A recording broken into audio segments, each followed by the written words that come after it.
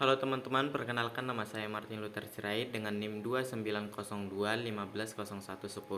Di sini saya akan menjelaskan atau mempresentasikan mengenai UTS PPKN Prodi Akuntansi Reguler Plus dengan pengampu dosen yaitu Ibu Fitrah Mulyati MPD.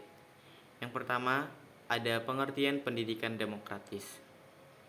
Bagi negara yang menganut sistem demokrasi, pendidikan demokrasi merupakan hal yang penting untuk dilaksanakan sejak dini secara tercanan, sistematis, dan berkesinambungan. Hal ini agar demokrasi yang berkembang tidak disalahgunakan atau menjuru kepada anarki, karena kebebasan yang membablas sehingga merusak fasilitas umum, menghujat atau menfitnah pun dianggap sebagai bagian dari demokratis atau demokrasi.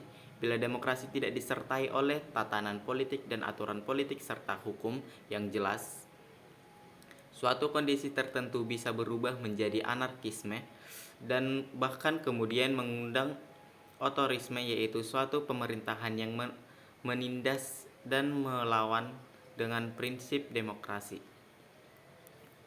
Yang kedua, ada hubungan pendidikan dan demokrasi. Demokrasi dan pendidikan mempunyai hubungan yang saling menunjang. Karena pendidikan yang sifatnya demokrasi atau demokratis akan menempatkan anak sebagai pusat perhatian. Sebagaimana amanat Undang-Undang Dasar 1945 mengatakan bahwa pemerintah akan mewujudkan suatu sistem pendidikan yang mencerdaskan rakyat.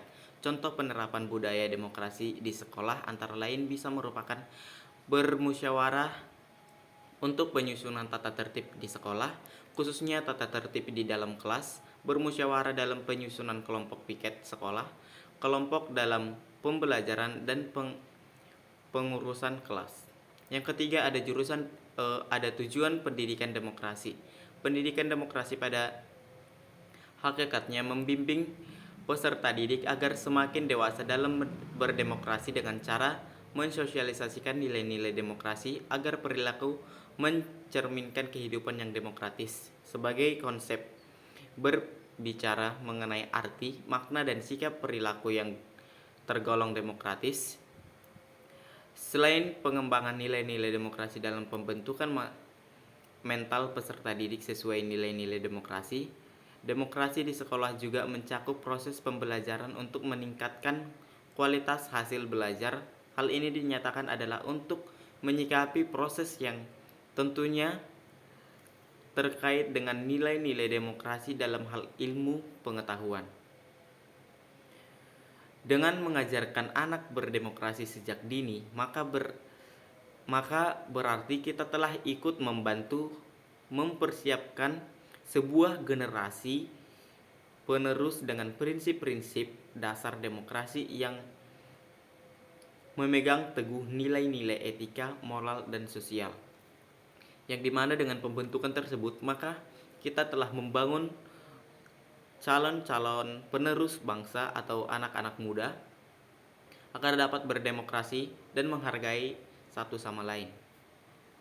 Demikian penjelasan saya mengenai pendidikan demokrasi. Semoga apa yang saya jelaskan dalam penjelasan singkat ini dapat menambah wawasan kita semua dan kita dapat mewujudkan demokrasi dan memberikan cara demokrasi kepada teman-teman atau orang-orang yang ada di bawah kita. Terima kasih.